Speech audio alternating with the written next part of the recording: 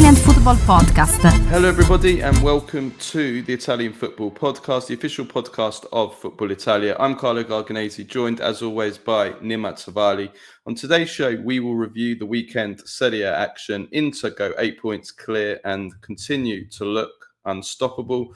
Napoli beat Fiorentina, but there's more injury row, as while captain Giovanni Di Lorenzo avoids a torn ACL, he will be out of action for quite some time until at least March. Juventus continue their excellent form by thrashing Parma, and it's also transfer deadline day, so we will be reviewing the last minute transfers and looking at the winners and losers of the January window. We'll also have our usual Baggio, Premface and Serie ASS of the week.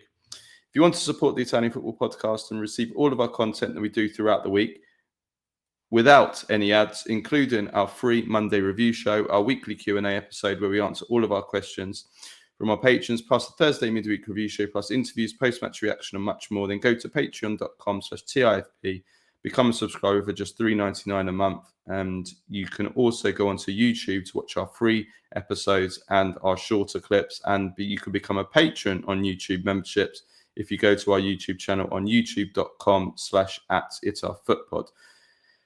You can also sign up to be a paid subscriber on Spotify. So wherever you consume us, Spotify, Apple, iTunes, YouTube, please do give us a follow, subscribe to us, like us, give us a 5-star rating, as that really helps us to grow. And also do follow us on Instagram, Facebook, Twitter, and TikTok.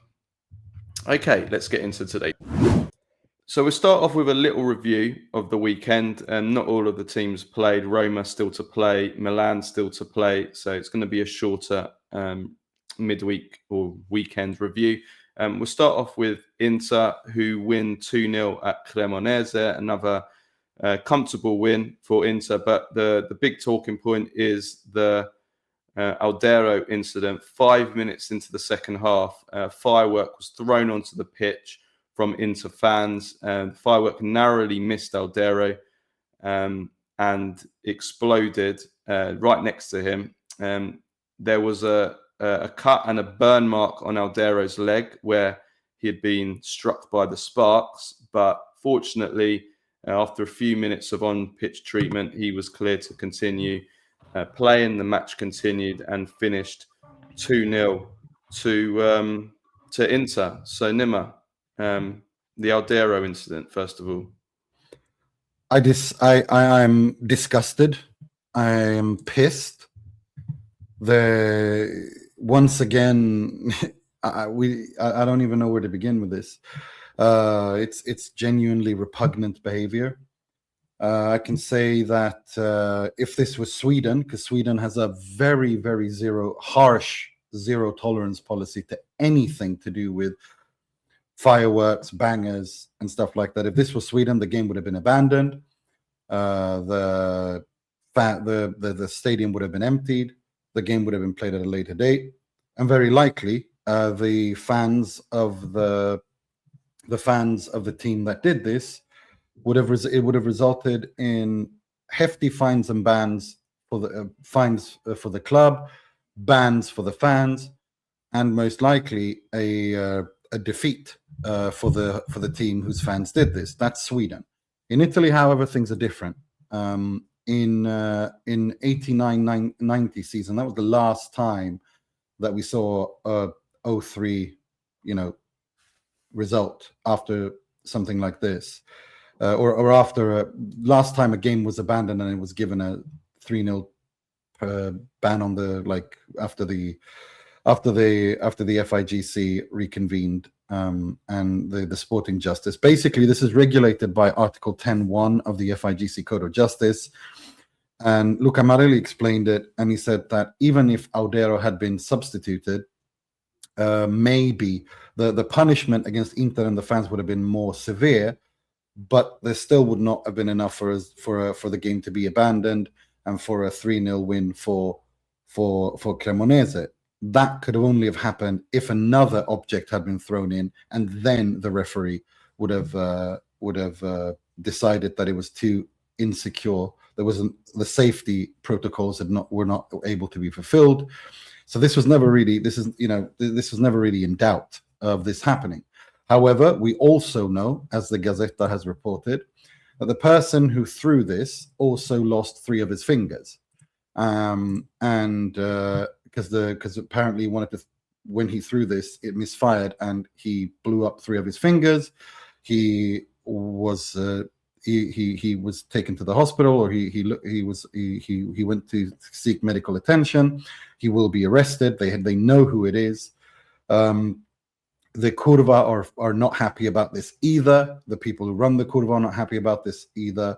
Apparently, there was an altercation between them with this has not been verified, but this has been going around.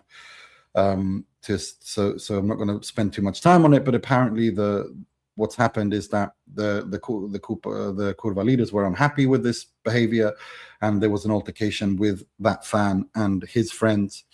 But they've identified the person. The person will be arrested, and now what will happen is that Inter will be given a hefty fine, and most likely there will be a blanket ban on the Curva or things like that. And this is again, whether this was, I don't think we can conclude that this was some sort of a protest by the Curva as a whole. This seems to have been based on the preliminary reports, the actions of one person. They know who it is. Hopefully that person is banned from ever setting foot on any sporting event in Italy or ever again. I think the punishment of losing 3 fingers is kind of, You won't be throwing another one.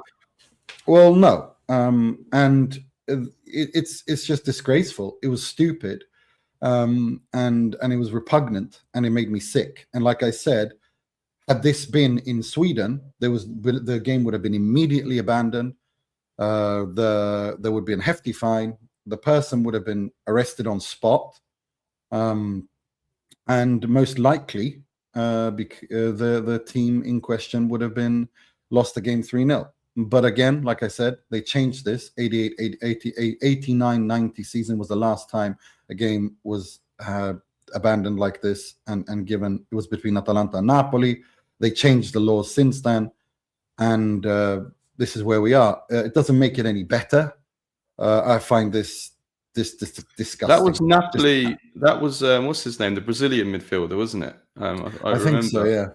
Because I remember that 90, yeah. Napoli won it, didn't they? Napoli won that game. I think so, yeah. It was Atalanta, Napoli, and Napoli won 3-0. I think they might have been losing that game at the time, and I remember it being quite important for the Scudetto. If I remember it correctly, now that you've mentioned it, I didn't know that was the last one. I knew that there was one maybe a year or 2 before when Franco Tancredi was the goalkeeper in a Roma-Milan game. I think it was this season. Milan won the Scudetto, the first one under Berlusconi, and that game got abandoned, and Roma won it 3-0 as well. So yeah, been a long time since it happened. But yeah, nothing else to add. I think you've summed it up really well. I would just add that also, and I think Marotta said this, that Inter should thank also Audero just for being a good sportsman about it, because he could have made much more of that. And if he had, then this becomes an even bigger talking point. And yes, the rules maybe would have said, yeah, it can't be a 3-0. But if it had become a big issue, then it would have maybe not led to a 3-0, but it would have led to even more polemics, if that's a word. So in the title, which is something which is so unnecessary for Inter, because it was an easy win, and they didn't need this, and they look unstoppable. There was nothing really else to talk about this game. They won. They rested a few players. They're now 8 points over Milan, and the pressure is all on Milan to really keep the Scudetto race going, because if they don't get a win against Bologna, we could probably say the Scudetto is over. So it's looking great, and Inter's form is incredible. 11 wins and a draw in the last 12 games. They beat Dortmund as well away, which is a great result. So I mean, Inter are just nothing else to really add than what we said last week. Inter are just looking amazing. Is there anybody that you want to single out from this game, out of the players that maybe didn't that are not regulars that played in this match? It's I'm impressed by Lautaro's now scored 17 goals in all comps in 31 matches, 4 assists. He scored another one in this game. It's interesting how and now he's the 4th all-time Inter goal scorer. I think he equaled Altobelli in the Serie A. He continues to write history when he every time he plays for Inter right now, and every time he scores, which is an interesting stat. I thought Inter were in complete control of this game. There was, which makes this entire incident so stupid, even worse for me, because there was there's never it's never okay. It's never okay to behave like this. But this was just so out of the blue. It wasn't like it was a hot game. Do you know what I mean? It's not like a game on the knife edge. There was conflict or the two. I mean, there's no issues between Cremonese, and it shouldn't be any. I mean, there shouldn't be any issues between Inter fans and Audero. It's absolutely not. It's weird. It was weird. It was stupid. But it seems to me that so far this was the actions of one individual. This was not something that you can blame the entire Curva for, at least based on what we've seen. The lone gunman. Or the lone. But again, I'm sorry, but we have to get back to the security of how they're able to smuggle in these things, which is a problem in Italian football. This hurling of objects onto the pitch is not okay, and it's I think Audero should be commended, just like Bove was when he was hit by an object when he played for Roma against Lazio. But it's just stupid. It's unnecessary, and they know who it is, which is good, because of obviously he lost 3 fingers. So the person will be found out who it was, and I think but now we will see a hefty fine. And we'll see probably Curva closed and sanctions against the fans. And it's unbelievable, because this comes after a long while where Inter have pretty much been at war with the ultras and the fans. They've kind of mended fences, and then something like this comes along and puts the club again in disrepute. And I understand Marotta, and I understand Inter, that they have had enough with this behavior. I think most clubs have with ultras culture. Let's be honest. Now it's just become. They are. But the flip side of this is that if it's just the actions of one person, I do kind of understand the argument that this kind of collective punishment thing needs to stop. And if you know who it is, if you found out who it is, and we do know who it is, then that person, there should be a police investigation. They should look into, was this just proper investigated? Was this just him? Was this part of something bigger? And if it's just that person, then I think it's, you should only ban that person, because I think that when you have ultras misbehaving as a group, then I understand the collective punishment thing. But here, that does not seem to be the case. Regardless, it needs to be fully investigated before we draw any conclusions. But again, it's just, I'm disgusted by it. And all normal people are disgusted by it too. And it's just, I agree with that. I've never liked the whole collective punishment with fans in football. Most of the time, it is ultras that cause the problems. So the idea that non-ultras that are just normal, real football fans should be punished for the actions of criminals and thugs is wrong. But even there's ultras that are good people as well. They're not all bad ultras. It's collectively punishing all ultras is not right either. But it's also difficult to police, especially if you put some kind of ban, especially when you're away from home and they're traveling into other cities. We've seen a lot of violence. We've seen a lot of issues this season with sets of ultras fighting on motorways and getting out of their cars on the highway and so it is difficult to police. I'm never one to side with the police ever, as you know. I will never side with the police ever in my life, but this is one time where I'll say it's not easy. It's very difficult. I think the issue is usually about if you can identify the person. Here, you can identify the person. So therefore, it shouldn't be that difficult to ascertain. Yeah, if it's one person, but if it's a group, if it's a group of people, and then you're trying to stop them from going to away games, so you're trying to ban them, it's very difficult to do. Very hard, So it's anyway. Let's move on to Juventus, and Juventus thrashed Parma 4-1. Juventus also are really playing great at the moment under Spalletti. Certainly, in Serie A for sure. And Spalletti, as we said last week, he's doing such a good job. I was trying to study a little bit more the tactical side of what he's doing that's working so well. I mean, the patterns of play are really, really impressive. It's the first time I've seen patterns of play at Juventus for I don't know how many years. The way that the players are alternating positions. Just watch them. Watch how the players change positions. I'm not going to call it total football, but the philosophy is of players that are swapping roles in order to. There's a thought behind it in order to create spaces, in order to create those kind of passing lanes, to create those overloads that is allowing Juventus to create chances. The way that they're pulling opponents, defenders out of position, the way that Juventus are creating one-on-ones on the wing for Yildiz and also for Conceição. I saw twice in the first half against Parma where Kalulu was making runs into the centre forward position. By doing that, he was bringing a Parma defender with him, and he was allowing Conceição, who was running havoc, apart from his finishing, which needs to improve, and that's where we need to see more from Conceição. He needs to put away chances like he had in the first 5 minutes, where especially that. I mean, you've got to stick those ones away. You've got to put them away.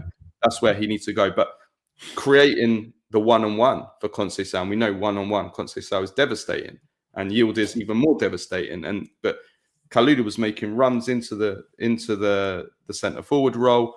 The other midfielders were also pulling away from Conceição's area, and that was creating a one-on-one situation between Conceição and the defender.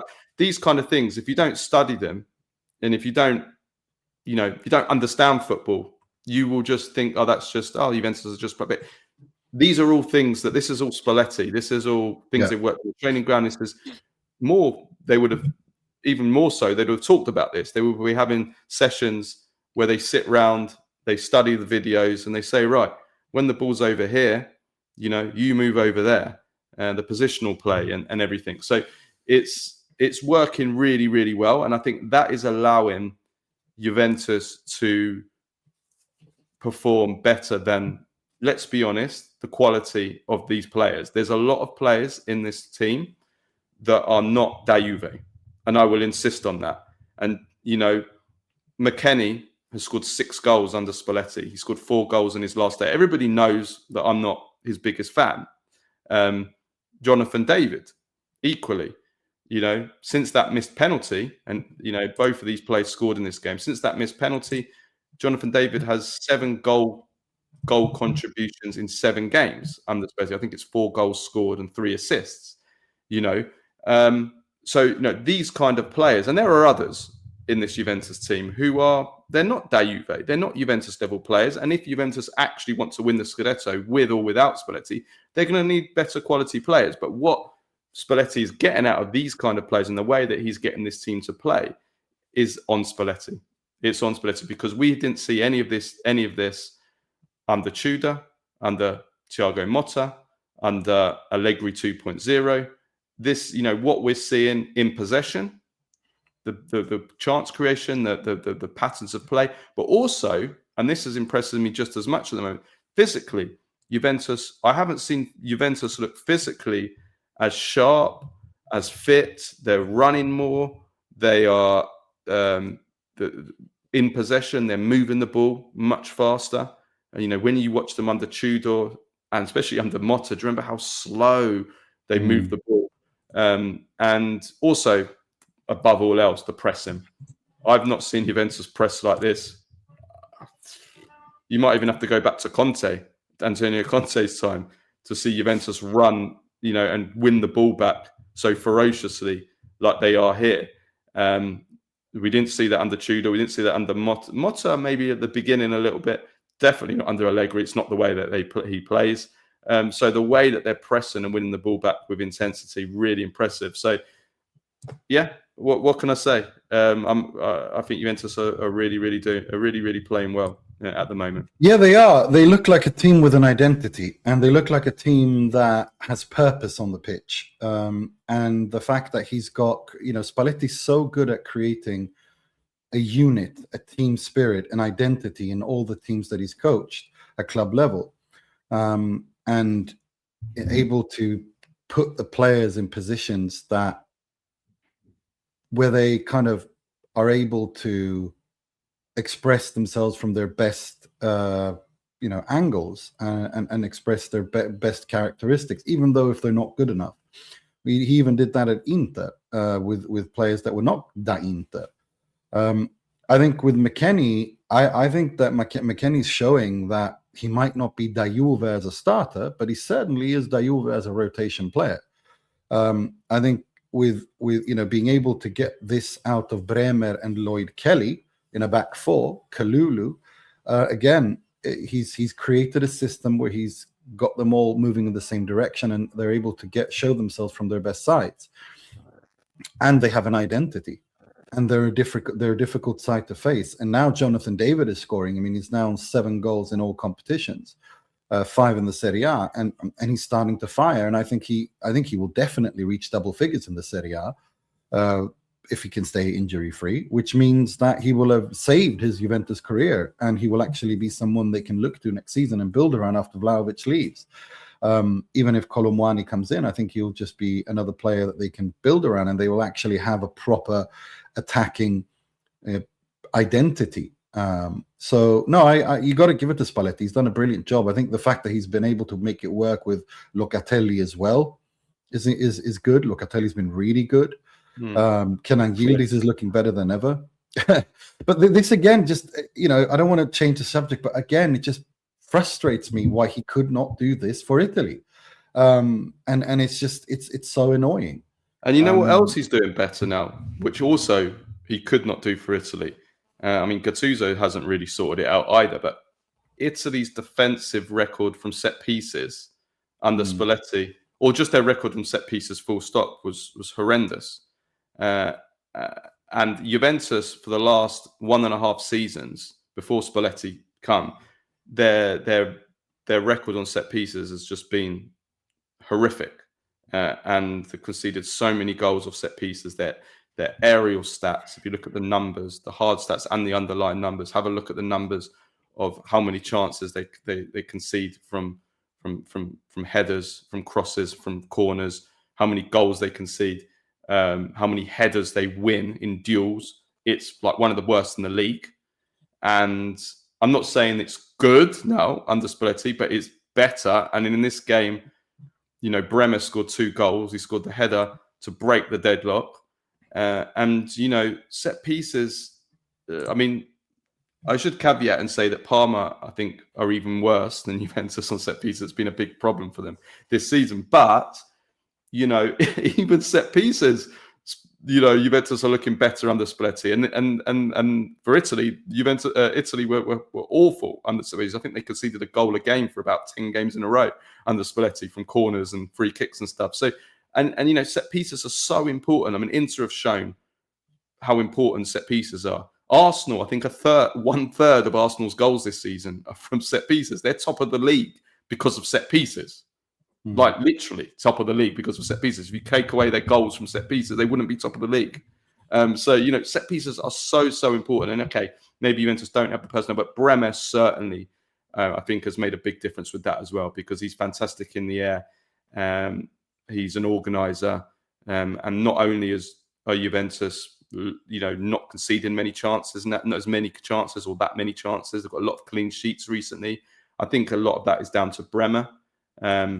But also you have to give credit to Spalletti as well. And I think they would have had another clean sheet in this game as well if it wasn't for just that brain fart from Cambiasso. And that's the one negative. There's 2 potential negatives. One, Yield is coming off at half-time with an injury. I don't know if it was just a precaution. We'll have to see. Juventus better hope it is.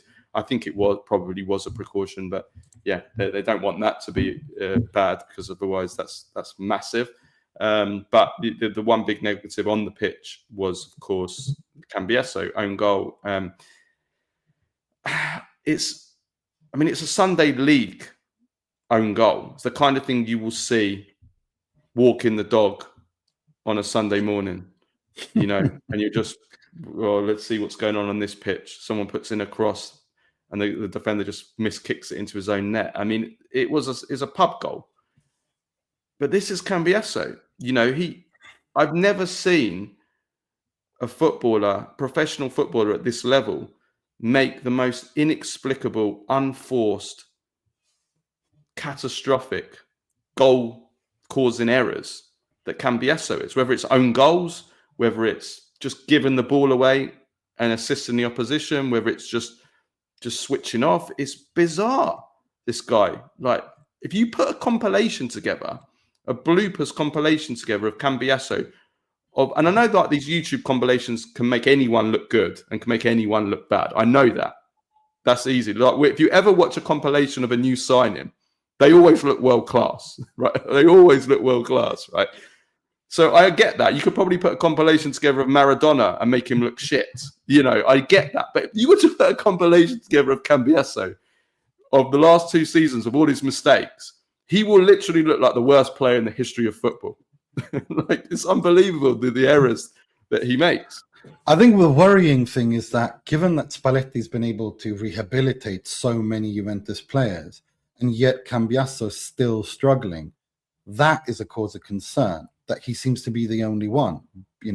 All question marks are now exclamation marks, because we now, in the sense that he's managed to get everyone working except for Cambiasso. And I think that is a problem. That is a real cause for concern. And I wonder if Juventus aren't looking at this and going, maybe it's time to move away from him in the summer. Maybe. Yeah, I mean, they rejected that big money bid from Man City a year ago, and it's been really bad from Cambiasso. But I mean, you can see, like, there's no doubt about his quality on the ball. Even now, like, he still does some good things. Still does some good, play with him and Yildiz down that left. It's just, he just makes these just brain farts. And again, to bring this back to Italy, how can you play him in the playoffs? How can you play him? How can you start this guy in the playoffs where one error and you're out?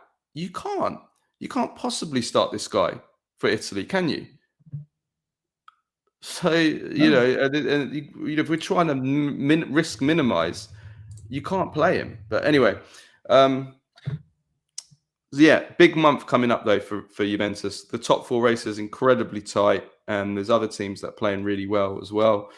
And like Roma, like Como. Well, Juventus in the next month, they have Lazio at home, but they have Inter away, Como at home, Roma away, all in the next month. And within that, they've obviously got the Galatasaray games, which is going to take it out of them as well. So this is the month that's going to decide, Juventus and their top 4 fate.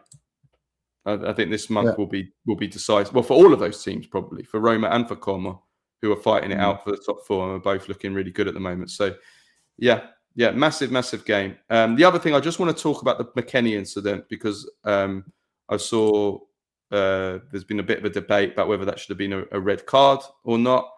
I think that they got it right. It was a stamp. It was reckless, but the way that these incidents are generally viewed are, if you stamp someone with your studs up on the foot, that's not a red card. If it's above the foot and it's on the shin, that's when you're starting to talk about a red card offence. Because the contact was on the foot, they don't give red cards. They never give red cards for that. So I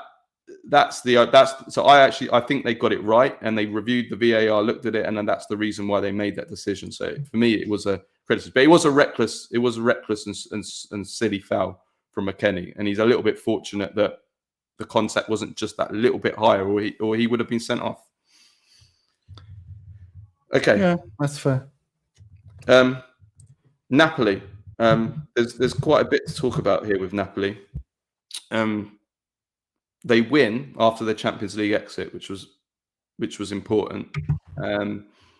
But their injury crisis or their injury curse continues.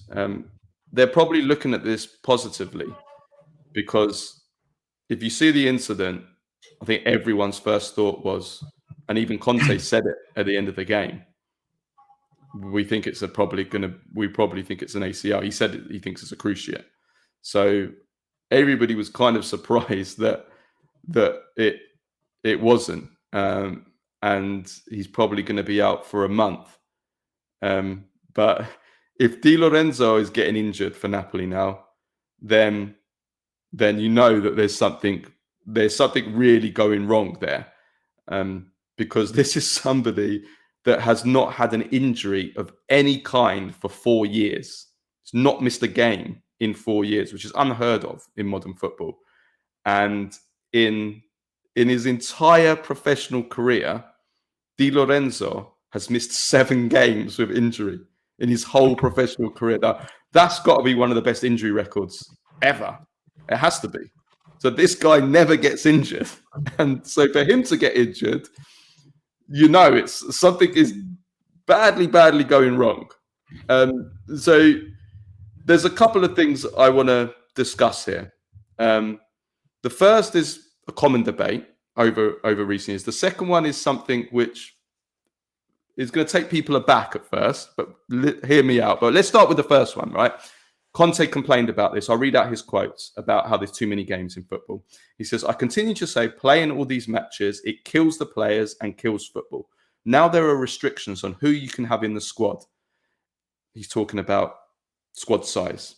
And ours is even smaller because we don't have many players from the youth academy. And the ones we do have want to go out on loan to play more regularly. We pulled Vergara out of the hat, but there are age limits. But if we have to play 60 games a year, we need a bigger squad. Otherwise, it's suicide. Napoli have played 9 games in 27 days. So I don't think we can be that surprised that this has happened. But, okay, it wasn't an ACL. But if you look again, Italy has been destroyed by ACLs in the last few years. I mean, Chiesa, Zaniolo, Scalvini, Leone, Di Lorenzo. Well, almost Di Lorenzo. The list goes on and on. With all the games that are being played, Nima, I mean, 38 league games, a bigger Champions League now, with 8 group games and an extra knockout round. Bigger World Cup now, 48 teams, an extra knockout round. The Nations League, which is adding another competitive, semi-competitive, but still competitive competition in what was before friendlies. A Club World Cup now as well. Which means a bigger Supercoppa Italiana. I mean, it's never ending. Yeah. Football is eating itself. I've been saying this on this pod for many years. Football is eating itself because soon you're going to need 30-man squads. And the problem with 30-man squads is, well, you know, the clubs can't afford them. And the young players want to play regularly. So this means it's going to be a higher wage bill. And clubs are already struggling financially that aren't Premier League clubs.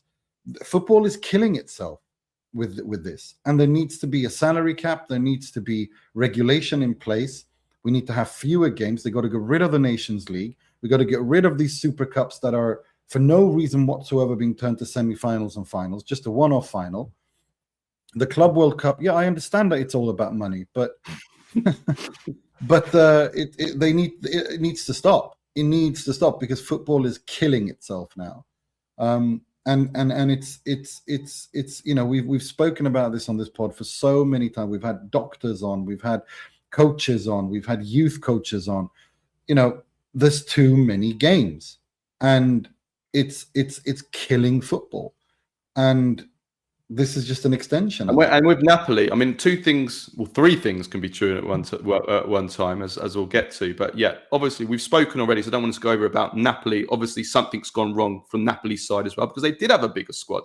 They had a big squad. In fact, that's one thing we said that they are ready now to handle all these competitions. But obviously, they've got so many injured players that players like Di Lorenzo and McTominay, for example, are just playing every single game. And McTominay's due an injury soon as well, because he's even if it's a small one, because he's playing so much, you know, and Di Lorenzo having to play every single minute, every single game, even for an Iron Man like him, eventually, you know, you get injured. And when you're playing all these games, it's just inevitable. But also, in addition to killing the players, you are, as Conte said, you're killing the games, because if players if they're injured or if they get an ACLs and never coming back, the players are worse. They're worse footballers because they don't recover from their injury. Players like Chiesa and Zaniolo were potentially generational players that came back as ordinary players. And so that's bad for football. You're losing these good players. But also, exhausted players is also not good for football. It's not good for the viewer.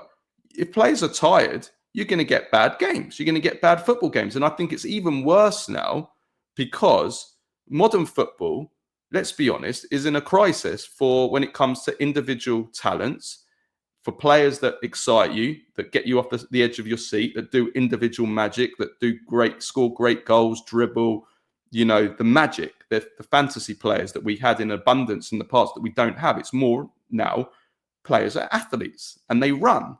And the excitement today probably comes more from the whole intensity and the blood and thunder and the players really going at each other, and the game is quick and you know, it's not slow. That's where the excitement. But if players are tired and exhausted, then we're not even getting that. We're getting athletes that already that technically are not good anymore, but they can't run either. So you're getting neither. You're not getting the magic, and you're not getting the speed and the excitement that way either. So you're getting bad football, and that is killing football. No, it is, and that will ultimately kill the excitement.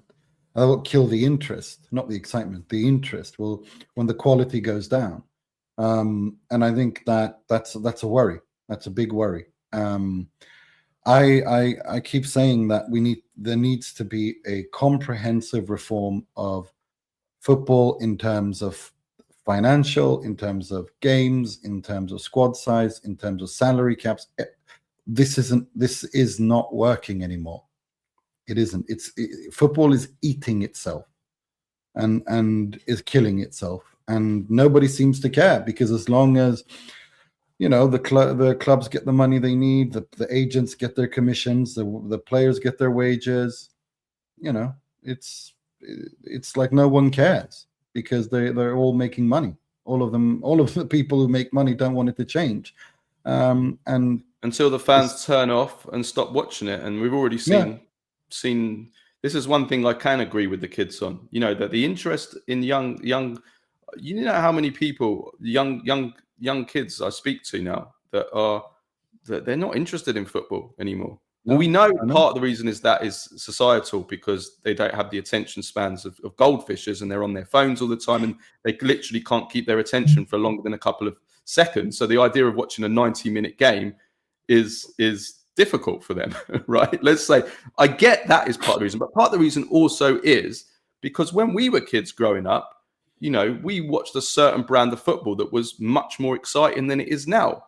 Part of that is, we've discussed, and I just mentioned, you know, having those individual magicians and magical players that you wanted to watch. You watched the game for the individuals that did magical things, and we just don't see much of that anymore. So I get part of that is that. Part of it is probably how, you know, the less diversity is, lack of diversity in terms of there's now kind of one league that's completely dominant and the other leagues, and there's not enough games where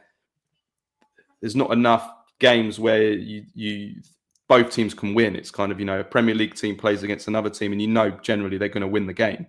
And so in Europe and even in leagues, you've got teams that are much stronger than others, especially, you know, again, looking at the top Premier League teams. So the money has ruined the game. I get that. But also, football games are not exciting. And this just, you can't blame the youngsters not wanting to watch this kind of football. So, yeah, they do have to be very, very careful, because the breaking point, I think we're past the breaking point, to be honest. But there's another thing I want to mention, right? And the instant reaction to what I first say here is people are going to be like, what, Carlo is on one here. So just hear me out, right? So hear me out, all of it. So FIFA, UEFA are not only killing players because there's too many football matches. They're also killing players because of the handball rule. Okay, the handball rule is causing serious injuries, like the injury that was caused to Di Lorenzo.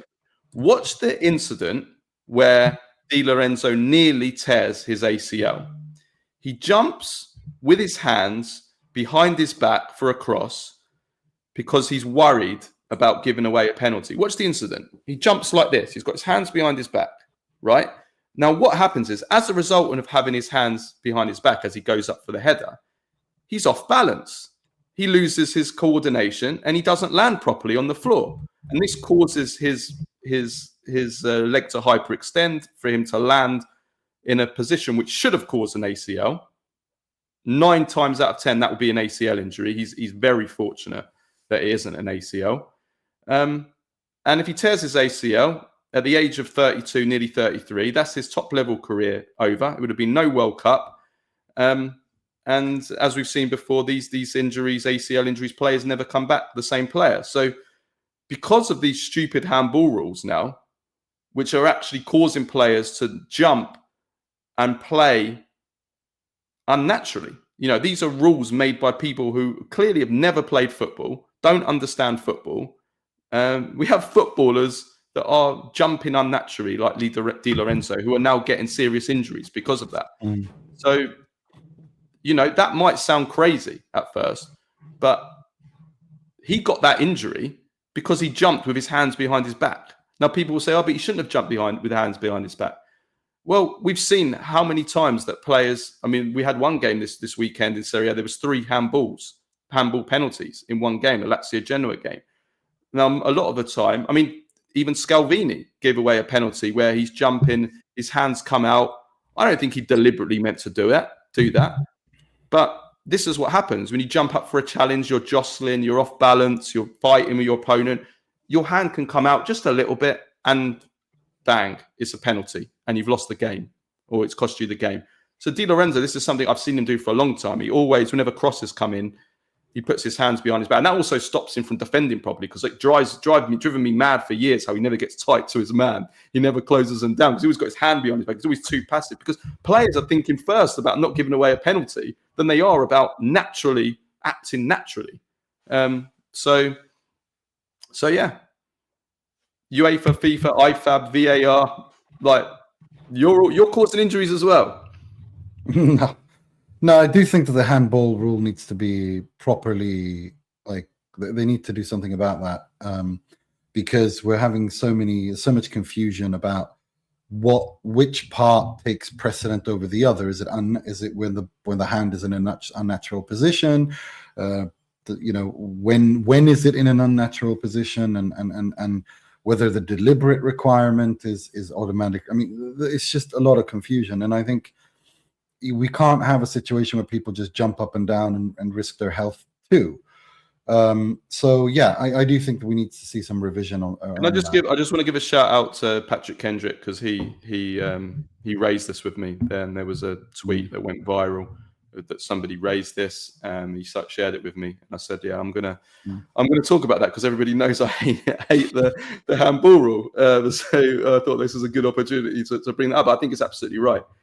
We should be trying to protect the players physically and stop them from getting injuries, not making it easier for them to get injuries, which is exactly what we're doing by the number of games, by some of these rules. So but from a positive point of view for Napoli, Nima, one man we want to talk about, it's Antonio Vergara.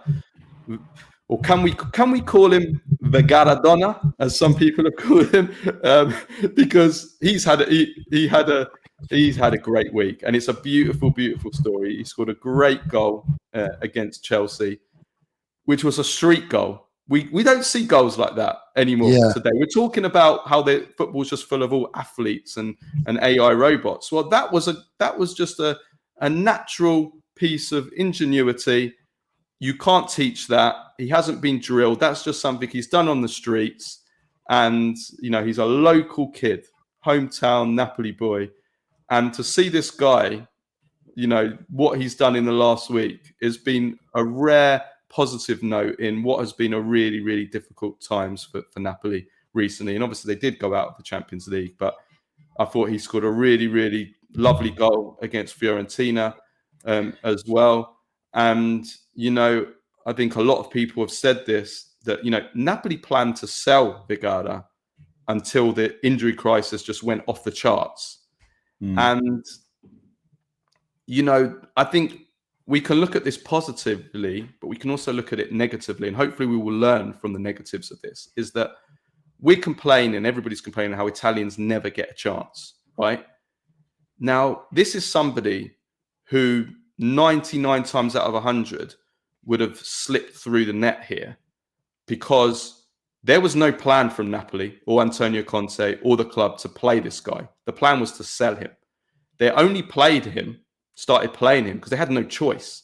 They literally had no one to play. They had so many injuries. It was either Vergara or other youth players.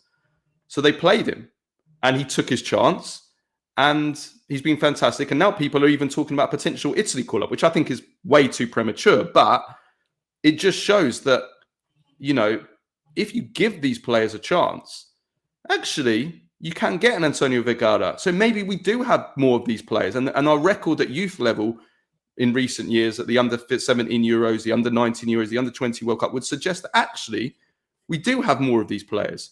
We just never give them a chance. This is wrong, because he's clearly got talent here, but this guy would not have played. If Napoli hadn't have had this bizarre injury crisis, he would have been off to Serie B, and we probably never would have heard of this guy ever again. Well, the thing is that he also took his chance. A lot of these players did not take their chance. I mean, players that are great at youth level, that when given the chance, then take it. Vergara's taken the chance, and that's why he's doing well. Just like Pio Esposito's taken the chance when given it. And you have to do that. It's not enough to do it for 45 minutes in a summer friendly against Man City like Liberali, and then go off the deep end and never show up. You've got to get the chance. You've got to get the chance. Exactly. But when they're given the chance, they have to take the chance. And at the big clubs, there's not a lot of room. My argument has always been, and will always be, that I think they should be given more chances at the smaller clubs. And because the bigger clubs have more competitions, there's more at stake. I think it's more difficult for them to play for the top four sides. Therefore, what worries me is when the Hellas Veronas, the Lecces, the Udineses, the Sassuolos, all these, these Pisas, etc., they don't give Italian players a chance. That, to me, is a worry, bigger concern. But I'm glad that Vergara took the chance. I love how irrational he is, in the sense that you don't really know what he's going to do and where he's going to go. I thought the goal against Chelsea was absolutely stunning. I love the finish against Fiorentina.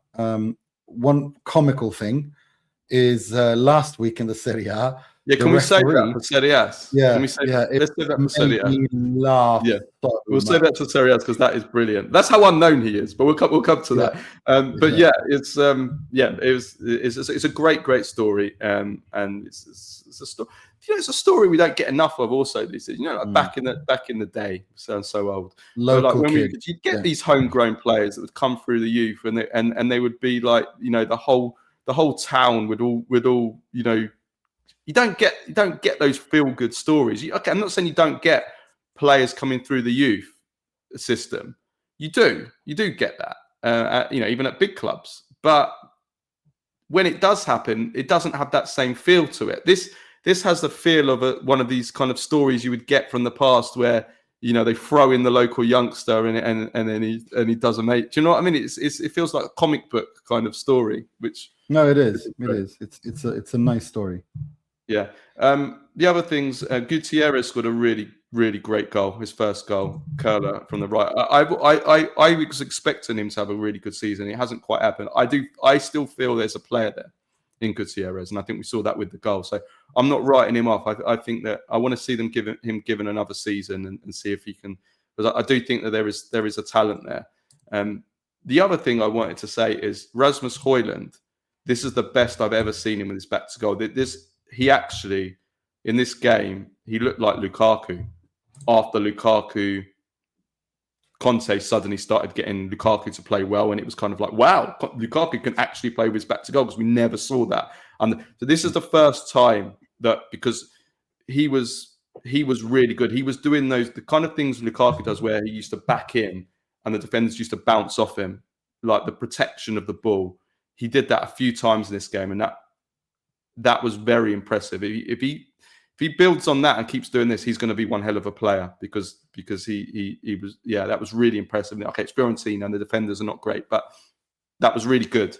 So yeah, let's see if he can continue that. And he was involved in the Vergara goal, and his movement, his game intelligence is definitely improving. So that, I think that is again another positive for Napoli in this game. Absolutely. And Conte, this is what Conte does with players. Most of the time when he gets the players he wants, he gets the most out of them. One player that has not happened with is Alessandro Buongiorno, who looks like an absolute disaster. Absolute disaster. And it's a concern. It's unbelievable how he's fallen off. And I'm really, really worried, because if Conte can't make it work, then I don't know. Unbelievable how bad he is. That's what I've written down here. It's actually unbelievable how bad he was getting. He keeps getting done where he kind of charges up towards the halfway line to try and like make an interception or a tackle, and he just gets done. He's too slow and he gets turned. And Piccoli was doing that at least a couple of times, and he got done on the goal as well that Fiorentina scored. He's useless. He should not be. I'm sorry. He should not be anywhere near a call up. And I'm having to go back, because I said after he went through a run of about 3 or 4 games where at the time when Bastoni was at his worst, and I said, if Buongiorno continues this, I would rather have Buongiorno than Bastoni. I'm sorry. I'm saying, putting my hands up and saying I'm 100% taking that back, because what I've seen Buongiorno since then is so bad. It gives me nightmares, even the thought of Buongiorno taking to the pitch in this playoffs. He's not even right now. Buongiorno's not even the 50th best, not even in the top 50 Italian centre backs right now. You could find 50, maybe even 100 Italian centre backs right now that are better than Alessandro Buongiorno. Honestly, yeah, it's genuinely been unbelievably how it's been so bad, and I don't understand what's going on. He's so slow. My God, he's so slow. So slow. I've never seen someone turn as slow as, but I don't know what the hell's happened to him. Yeah, I don't know. He hasn't had a serious injury. He's had lots of chronic injuries. Maybe he's still playing with an injury. Maybe he's got a chronic injury he's playing with. And they're not letting us know. Yeah, could be that. Yeah. Anyway, Fiorentina, they gave it a go. They're still in the relegation zone. It's kind of where we were. All the bottom teams lost this weekend. So, yeah, Moise Kean was back and almost got an equaliser as well. Hit the post and looked quite dangerous. So, yeah, important him to have. But Piccoli was good. Yeah, he was, but I just got to say that goal line save with Comuzza, it was so comical, like the way that he goes in and then the ball he stops it and then it hits the post and it's just chaotic. It's very Comuzzo defending that. It ended well, but it looked a bit comical, to be honest. He is a bit clumsy. I am worried about Fiorentina. I look at the games coming up and I look at their fixture list and I look at that only Lecce is the one that the others are going to be fine. It's either Lecce or Fiorentina. I'm worried about Fiorentina. I think Cremonese are completely plummeting. They've scored like 1 goal in their last 10 games. I mean, they've only scored in 1 game of the last 10 games. They are absolutely plummeting. And I think Cremonese need to look at potentially a managerial change. And they're lucky they've still got a little bit of a gap there. I think Cremonese could be sucked back into that as well, because they're so bad right now. But yes, Fiorentina have got they've got to get themselves out of that. Como. If Max Allegri would have been watching this game, smiling, right? Look at this. No, right? Listen, I think that's unfair. Because I don't think Atalanta played Catenaccio. I think what we saw here was I mean the XG. The XG. Yeah, the XG. Yeah. Let me read it out to everyone, right? So Como 0, Atalanta 0. Como had an XG of 5.24 to Atalanta's 0.6 or 0.7, something like that. This is from what I understand, this is the highest ever recorded XG differential ever in Europe's top leagues, not to win a football game, to draw or lose. 5.24 XG. They missed a penalty. They had 28 shots. Somehow they didn't win. Carnesecchi had a monster display. He saved the penalty. He did one unreal save from Ramon. Ramon should have had a hat-trick in this game. He got a rating of 10 on multiple player ratings. He was monstrous. That was the best goalkeeping performance of the season in a single game. He was unstoppable. His shot stopping has always been fantastic. The issue is, of course, the ball with his feet and stuff like that. But his shot stopping ability, his reflexes are insane. And it's been like this ever since he burst through at Cremonese in Serie B. He makes some saves that your jaw drops to the floor. He's so quick, like these cat-like reflexes, and his read of the game and his command of the area. No, he is a crazy. He's brilliant. He's brilliant. Can I just say on Carnesecchi, I've said it before, it's absolutely criminal. This guy is not the number 2 for Italy. How on earth you can put a Vicario, or who's the other one? Provedel or Meret or any of these other goalkeepers. I'm not saying they're bad goalkeepers. They're good keepers, but Carnesecchi is a top keeper, and I think he's worthy. I think he's worthy of one of the big clubs now. Not even necessarily just in Italy, like beyond. No. He's that good because he's a match winner. He's a match-winning goalkeeper. And yes, okay. I think he's commanding as well. Like I think he's a commanding goalkeeper. Yes, there's the feet thing, but feet wankers. Like, I mean, you call them. You say possession wank. You have it for the possession wankers. I have it for the feet wankers. People that judge goalkeepers on their ability with their feet. This guy wins you football matches. He without Carnesecchi, Como win this game 2 or 3-0. Without a doubt. 9 saves. I mean, it was just one penalty save, one more incredible save after another. No, I've like I said, for me, watching him at Cremonese in Serie B was just whoa. And since then, I think he's just come through and been unbelievable. You asking me who I want at Inter, I would love him at Inter, but Inter don't want that kind of a goalkeeper because of this feet wanker syndrome that you speak about. But it is what it is. But I agree with you. I think in terms of shot stopping, command of the area, the reflexes, his read of the game is brilliant. Absolutely and brilliant. He knew. If you watched him before the incident, he knew he was going to save it. Did you see him? He was high-fiving all of his Atalanta players, like the confidence. He knew he was going to save that penalty. I loved it. I loved that. And we've found a weakness of Nico Paz. There's a weakness in his game. It's taking penalties. He's missed all 3 of his penalties for Como. And if you look at his body language before taking that penalty. I know he was distraught afterwards, and Fabregas had some nice words for him. But he didn't look confident of scoring. It wasn't a bad penalty. It was maybe lacked a bit of power. It was low towards the corner, but that's a weakness of his. Like, if he's missed 3 penalties in a row, I think they probably need to get a different penalty taker, Como. Yeah, no, for sure. But we have to say, though, that yes, they had a high XG, but there's a reason for that, and that's the Ahenor red card, which really ruined the game in many ways. It's ruined Atalanta's chances, anyway, of winning this game. Yes, he was stupid to raise his hand against Maxi Peroni, and by the book, it's probably a red card. Although I have to say that the video footage, there was not very much good.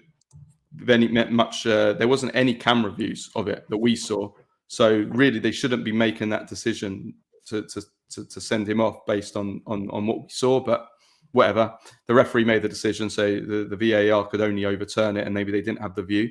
But what I don't like is the way that Peroni provoked him and the way that Peroni made the most of it. And I call this the Barcelona school of gamesmanship. Now, this is something I hate about the Barcelona school. You said last week. Oh, I despise it. I despise this as well. Okay, let me have my rant this week. You had your rant last week about this, right? You said that you hate the Barcelona school of gatekeeping, which is the kind of the right and wrong way of playing football. The way that Barcelona kind of make out that there's only one way of playing football, and if you don't play it that way, you're evil and you're cheating, right? And I actually agree with that. Not that I don't like the Barcelona way of playing. I love it. I think it's fantastic and it's amazing. Not when they overdo it, a bit like Spain 2010, where it was just pass, exactly. pass, or the way Guardiola that. I mean, that was too much. But the kind of the philosophical general way of playing it, what Cruyff brought to the game, it's beautiful. Nothing wrong. Absolutely. But the school of gatekeeping, you hate. Now, what I hate is I hate the Barcelona school of gamesmanship. The way that they provoke, dive, exaggerate in order to get players sent off. Now everybody does a bit of that. That's part of football. That's part of the Italian school as well. Okay, we've done that. We know how to be furbo, how to pull shirts, to exaggerate a bit of this and that, and the kind of the Machiavellian school of the end justifies the means. That's part of us. That's in our DNA. It's part of so.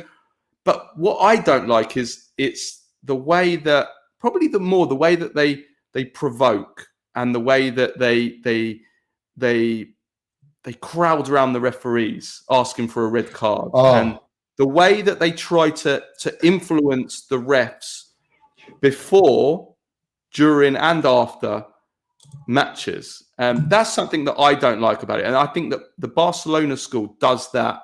And the way that they do it in a way that no other school does. Maybe the South Americans, they do it. The South Americans do it quite badly as well. I'm thinking like Argentina 1990 or they do it pretty, or Porto under Mourinho were pretty bad. But the Barcelona, it is a Barcelona school, let's be honest. And in the Como Atalanta game, I would say that yes, Ahenor, he's young, he's 17, he's naive, he's stupid, he retaliated. But the way that he was provoked by Peroni, the way that the Como players demanded a red card, it reminds me of Busquets against Thiago Motta for Inter versus Barcelona. He's peeking through his eyes. That's the best example of it. Yeah, peeking through his eyes, looking for that is the school, the Barcelona school that I don't like. I can't stand it. And this again ties together to what I was saying last week about how the hypocrisy of them, that they claim to be so much holier than thou, and that their shit doesn't stink.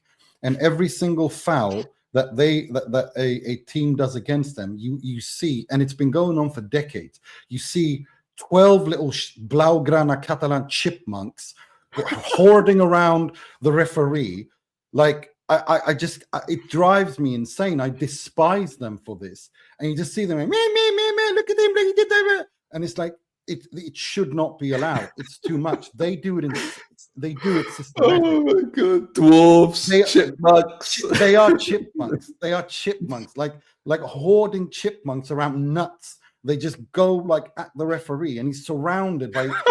It's just, I can't stand it. It drives me. I literally despise this aspect of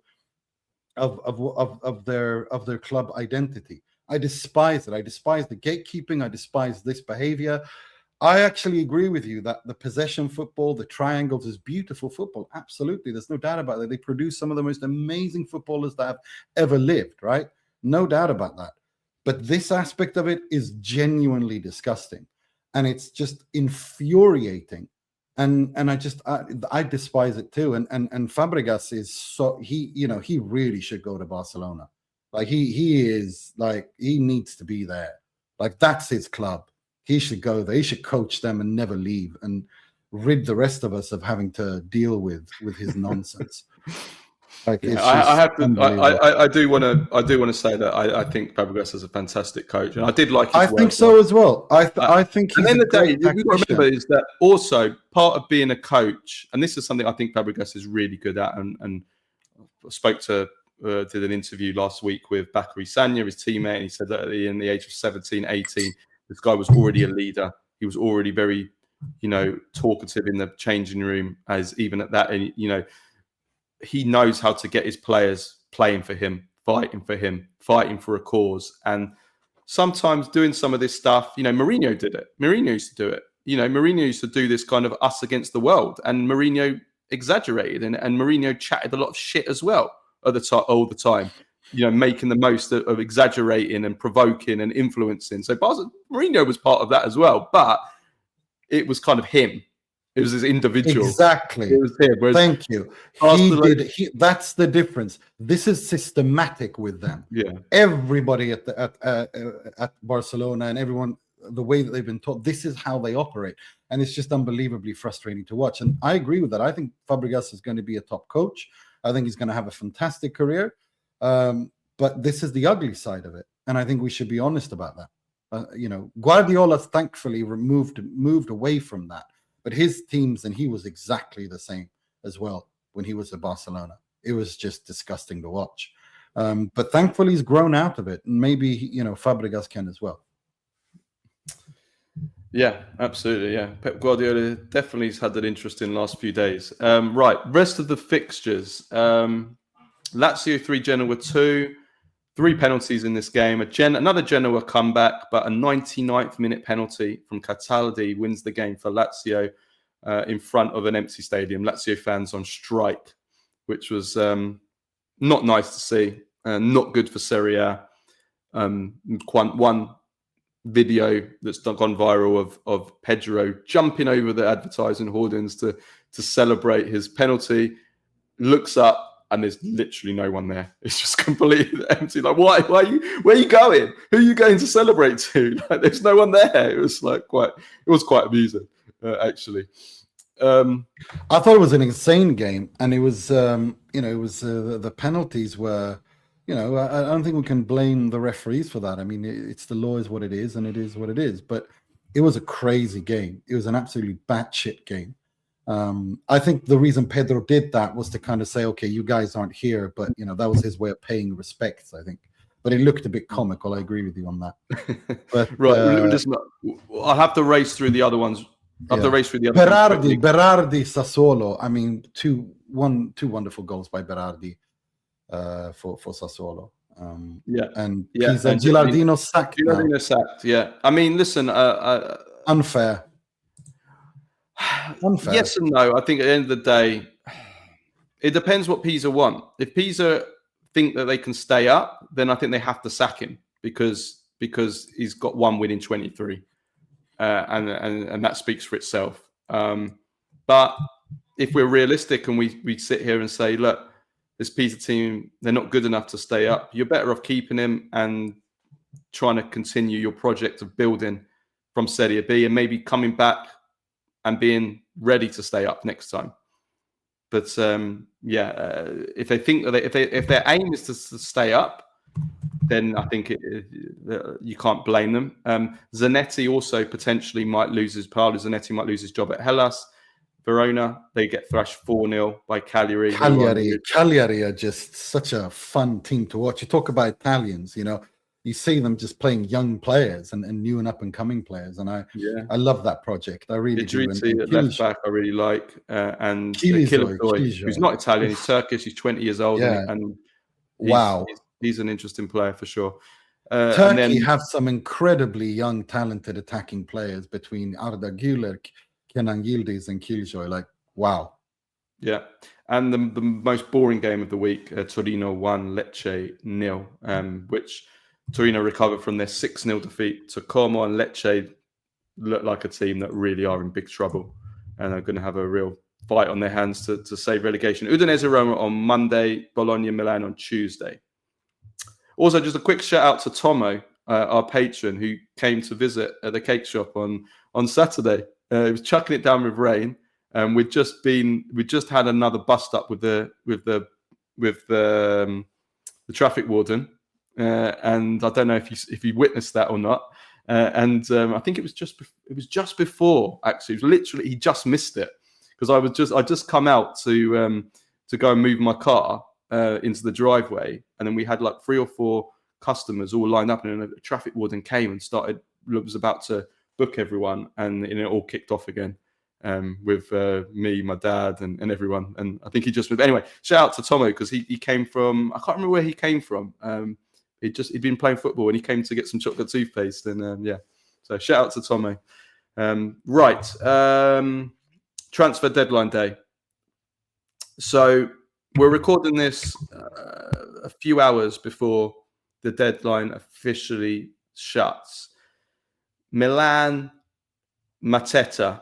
The deal is done, 35 million euros, 4-year contract. But during the medical on Sunday, they discovered a potential issue, I think, with his knee.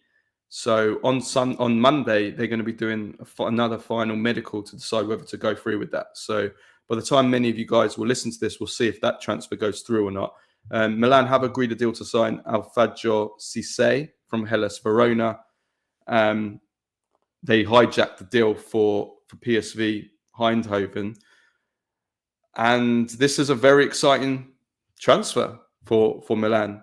Cisse, I know you watch a lot of Serie B football, Nima, but his numbers this season is really, really impressive. If you look at him, compare him to other Serie B midfielders, he's first for goals, first for shots on target, first for crosses, first for duels won, first for progressive carries, first for successful dribbles, first for XG over performance, and a number of other stats as well. This is a really exciting player, isn't it, Nima? Yeah, it really is. It really, really is. I watching him this season has been so interesting, because like he plays in a number 10 role. That's like his ideal position, but he can also play like a bit further down as a mezzala. But yeah, for me, he has been the standout player, the most exciting player of the Serie B, the same way that Pio Esposito was last year and the year before that. And I'm glad that he's gone to Milan. I was so annoyed when these rumors of him leaving Italian football were surfacing. I'm glad Milan signed him. I'm glad Milan had the wisdom to let him stay at Catanzaro until the end of the season, and then bringing him in and let him have a proper preseason and so on and so forth. He's a really, really fun player to watch. He really is, and he's been really the most exciting standout player for me of the Serie B. Yeah, it's good to have another young Italian. Let's hope he gets some more opportunities at Milan. Although I think he's staying on loan for the rest of the second half of the season. And that's what I think is so smart by Milan, to let him have a full season, finish it at Catanzaro in the Serie B, so he has continuity, and then in the summer have a look at him and help him, decide what to do.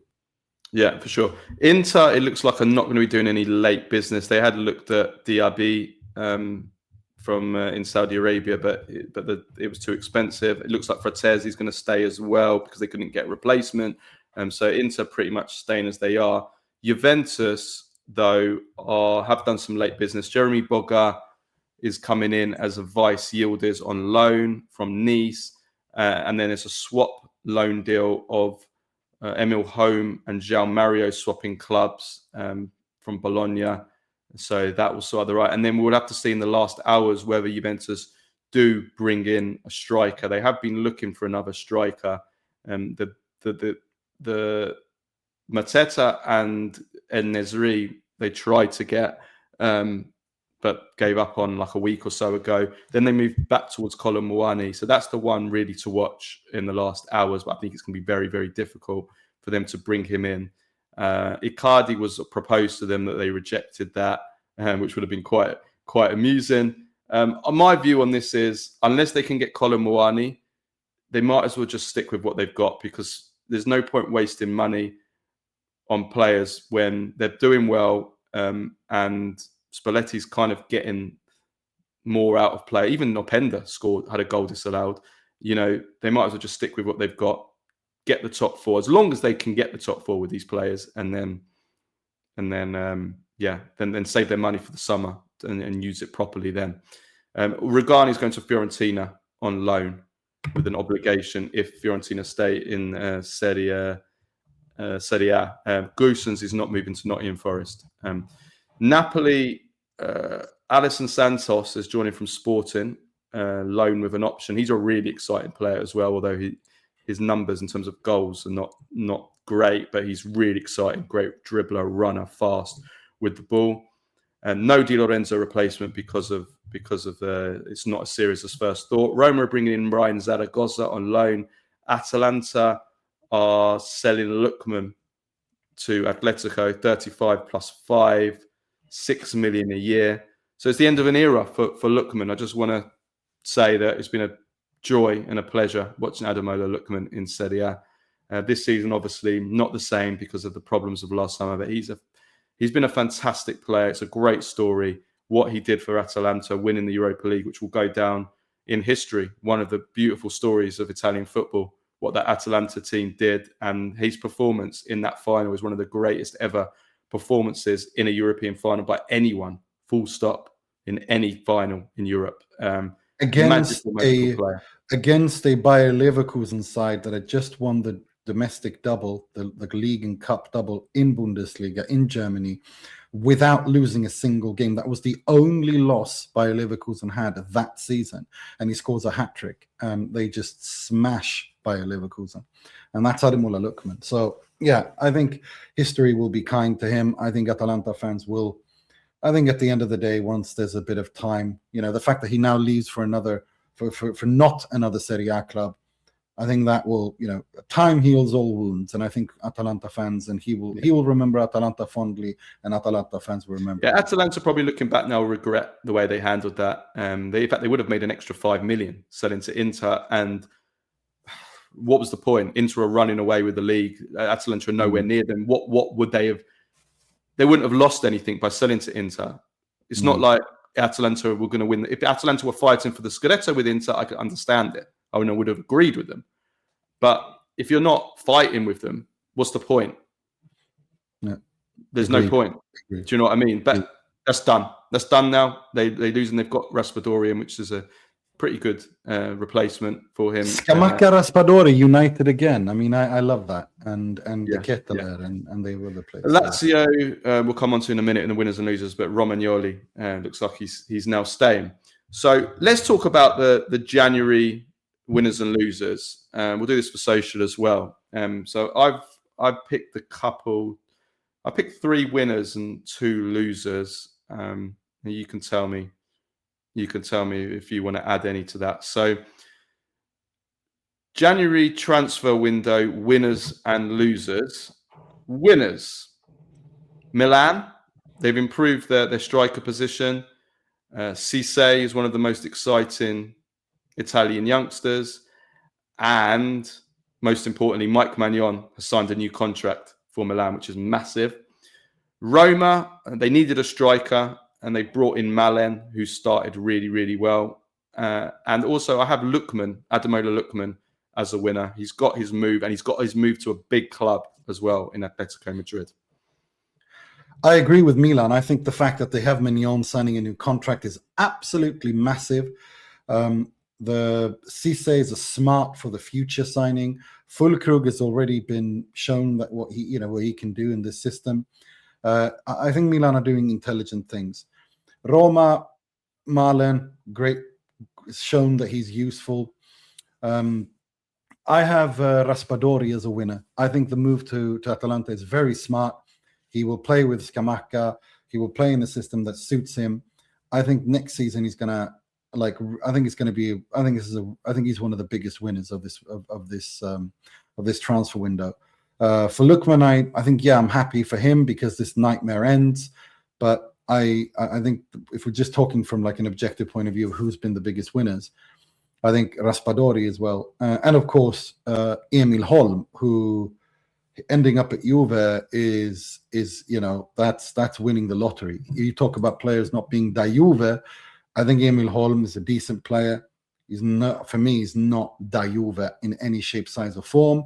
But the fact that João Mario was an absolute is an absolute disaster, as expected. As I said on the pod, that spoken to everyone in Portugal were laughing at Juve in the summer, and now he's been shipped off to Bologna.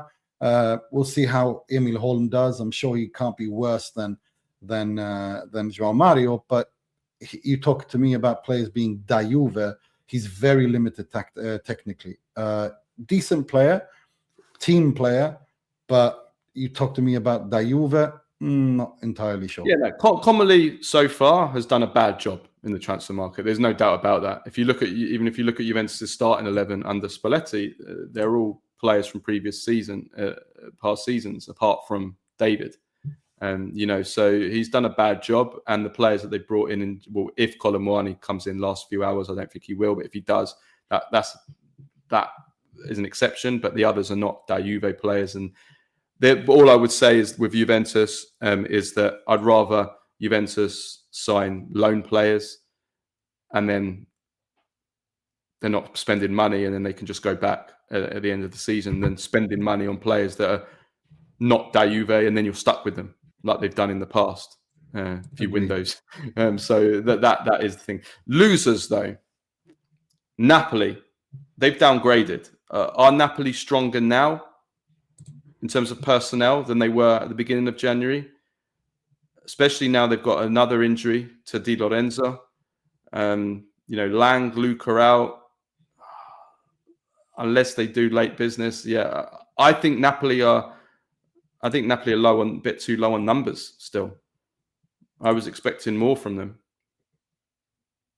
It's difficult I think it's difficult to disagree with that, but at the same time they have done something, so he can't complain too much either. So I don't know. I do think that it's a difficult situation that they put themselves in with a summer market that was pretty dreadful. But overall, I'd say, I don't know. I think we have to be a little bit fair here and say that there are other factors involved. I think, yes, you can say they've been a loser, but the reason they are a loser is because of the fact that the way they handled last summer. Most of those signings have not been good, and that kind of conditioned them this January. But we'll see what happens. I think at this point for Napoli, it's finishing in the top 4, do something in the Coppa Italia, and then decide what to do with the Conte project. Does he continue or does he leave? I personally think he leaves, and at that point, they won't regret not having done so much this summer, because most likely they will get someone like Vincenzo Italiano or De Zerbi or something like that, which is more in tune with how De Laurentiis wants to play, and they can build from scratch there. So I think it's on the one hand, it depends on how you view it. Definite. Lazio are definite losers. I mean, they've lost Mandas, Guendouzi, Castellanos, Romagnoli, their captain, trying to be sold, fans on strike, the coach and president in a public row blaming each other for all the players leaving, and the players they've brought in, TBD, to be decided if they're successors or not. Doesn't look good for Lazio at all. So they're the definite 100% the biggest losers of the market.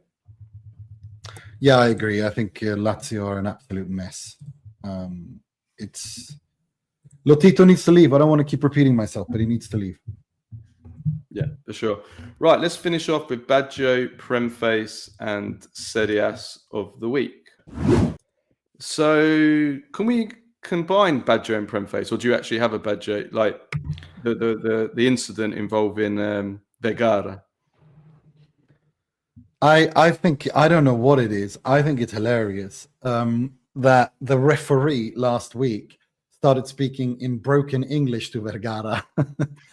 and Vergara was like, "I'm Italian. What's wrong with you?" He didn't know who he was.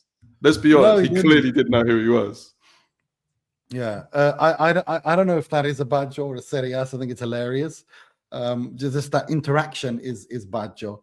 for me. But no, look, I think Carnesecchi this week is just surreal. Yeah, I agree. Carnesecchi for Baggio of the week, and Premface has to be that referee. Have you ever been in a situation where you see someone who knows you and speaks to you like they're your a really good friend, and then you don't know who they are, like you've forgotten who they are, and you're just like, what do I do? And you're like, all right, and then you like there becomes a point where you've spoken to them for too long to ask them who they are. And so you just have to keep going with it. And then you just dig deeper and deeper and deeper and you can't get out of it. And you're just like, oh shit, what do I do?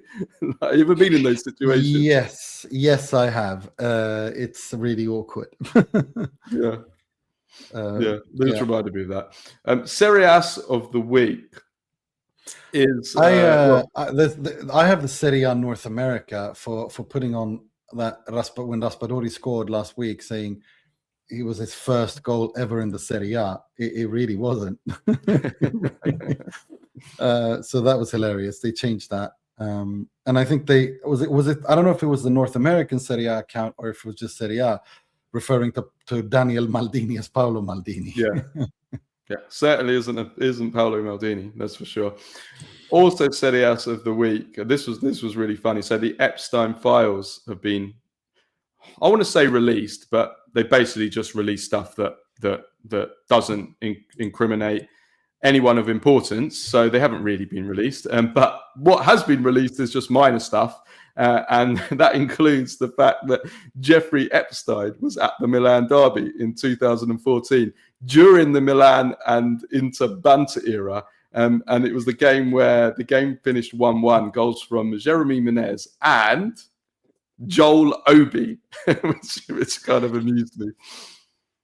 I saw one of that leaked email where he says he's not, because Milan were looking for investors at the time. It was before Redbird bought the club, or it was either Elliott or Redbird. I can't remember exactly. I think it was when it was 2017 or 2018. Yeah. So it's Redbird. It's Redbird.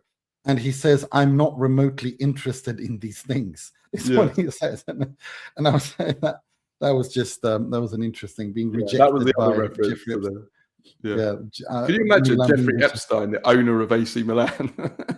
I can't think of how happy I am that he said he wasn't remotely interested in these things. But that's the kind of thing the Serie A probably would have sanctioned. You'd have got Urbano Cairo would have invited him to come and watch a game, and they would have. Juventus would have put out, like they did for Henry Kissinger, they would have put out a tweet of congratulations. And it would have been, can you imagine? Although one good thing, I can imagine. That's the thing. I can definitely see that happening.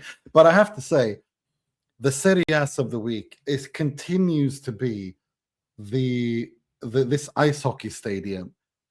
I have been laughing non-stop because now there was this BBC sports journalist who was there, and she basically Emma Smith on Twitter, she says IOC let me see, I've crisscrossed Milan today to visit all the venues in the city cluster for the 2026 Winter Olympics, finishing up at the brand new Santa Giulia ice hockey arena. 5 days before the first game here, hosts Italy v France in the women's event, and ... It's far from finished. And then she's videoed how it looks, and the commentators don't have chairs to sit on. So that's going to be very interesting. And there's lots of other things that haven't been finished. And then she quoted her own tweet saying, IOC have said Santa Giulia Ice Hockey Arena will not be fully finished for the Olympics, but all scheduled matches will be played there. And then she's got a quote. Do we have every single space in that venue finished? No. And is everything in that venue needed for the matches to take place? No. So now they're just saying, don't worry about it. Forget about it. I love how dysfunctional Italy is when it comes to building things. It's not just building things, but oh my God, So basically, it's going to be a shambles, the ice hockey at the Winter Olympics. Is that what you're saying? Yeah, and this is pissing When off. does it start? Well, it starts in 3 days. Oh my god! So yeah, it's going to be interesting to see. And the NHL, who have been so nervous, and lots of Canadian journalists who, obviously for Canada, this is like the main event. Ice hockey is the biggest sport in Canada. It's the sport, and so we don't know how the ice is going to be. The size, the fans can't even. Some parts of the stadium you can't even see the ice. It's an absolute shit show. And it's going to be, I have no words. This a big shout out to Sal Bono, our good friend and patron, who tagged me in her tweet and said just cry emoji laughing, saying it just never stops.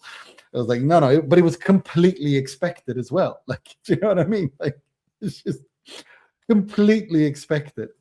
But yeah, everyone is really pissed off about it in Sweden because Milan Cortina was up against Stockholm, and one of the selling points that Milan had that won them the Winter Olympics was that they were going to build brand new stadiums. Oh my god! So the Swedes are absolutely fuming at this, and it's just pure comedy. I would have loved to have the Olympics here, given that I'm in Stockholm, and it would have been in Stockholm. So that reminds me of when Colombia were awarded the World Cup for 1986. They got awarded it like 10 years or so earlier, and then they got it taken off them, or they were going to get it taken off them, so they basically relinquished their hosting rights. I think like a couple of years before the 1986 World Cup, because like they had no stadiums like at all. Like they had like, you had to have so many stadiums over a certain capacity, and they had like 2 stadiums. And it was like they had nothing. They had no infrastructure. There was no infrastructure of the country. They had no transport system. They had no money. The country was bankrupt. They had to give it away, and it was Mexico ended up getting it instead. Anyway, yeah, and America tried to get it instead. Like America and Mexico went up for it instead, and Mexico got it because the vice president of FIFA was Mexican, and Henry Kissinger, there he is again. Henry Kissinger was pushing for America to get it, and he was on America's bid to get the 1986 World Cup. And Kissinger said when Mexico got the World Cup, basically it was very corrupt. The reason they got it was because the vice president of FIFA was Mexican, and it was a lot of corruption, as there usually is with any hosting rights for the World Cup. And Kissinger said something along the lines of football is even more corrupt than politics in the Middle East, or something like that. which I don't like Henry Kissinger, but it was a great quote. No, it's just it's a shit show. Like the thing with building and new stadiums, and it's like Italy makes me feel better about Iran. Like, do you know what I mean? It's like or it's like we're not alone in being shit at refurbishing and rebuilding and stuff. It's like every few years you have Greece and you have Italy and you have Iran. These ancient countries you can't even build a pot to piss in. Yeah, exactly. Ancient, it's ancient madness. It's old empires. They just can't get anything done. They can build the greatest ancient structures in history that last for thousands of years. They can't build a bloody sandcastle in 2026. It's just comedy. I love it. Right. I got to run anyway. On that note, we'll leave things. We'll be back later in the week with a Q&A. With a Q&A. Yeah. For patrons, of course. Until then, ciao, ciao.